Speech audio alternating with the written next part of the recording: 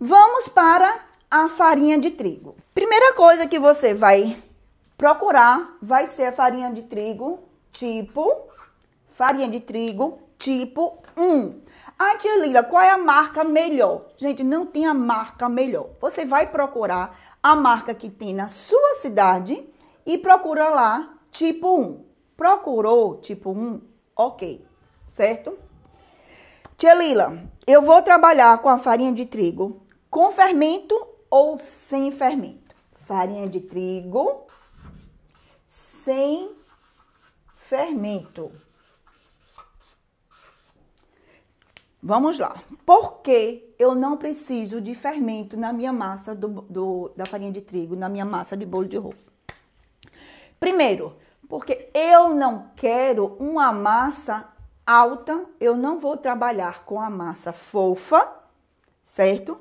Então, não tem necessidade. Se eu for trabalhar, se eu colocar uma farinha de trigo com fermento e uma farinha de trigo com fermento, se eu for assar o mesmo batimento, tudo, você vai ver a diferença.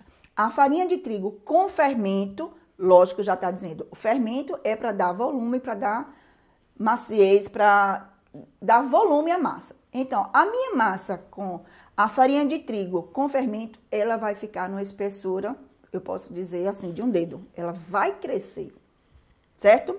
E a minha massa batida com a farinha de trigo sem fermento, ela vai ficar nivelada.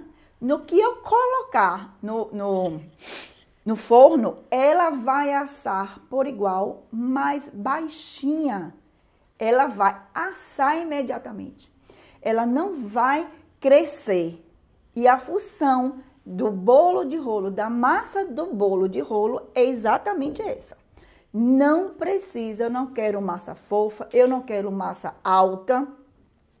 Quanto mais baixinha eu tiver, quanto mais a espessura for fina da minha massa, melhor e mais bonito vai ficar a minha massa, o meu bolo de rolo, certo? Então, a função daqui não tem sentido nenhum ser com fermento, tá? Então, muito cuidado aqui.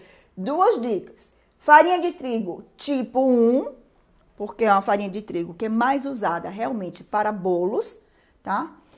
E sem fermento. A marca, qual tipo de farinha de trigo que você vai usar, você pode usar qualquer uma. Todas as farinhas de trigo sem fermento e sendo tipo 1, dá certo para o bolo de rolo. Eu já fiz várias experiências aqui com vários tipos várias marcas de farinha de trigo e dá um resultado excelente, certo?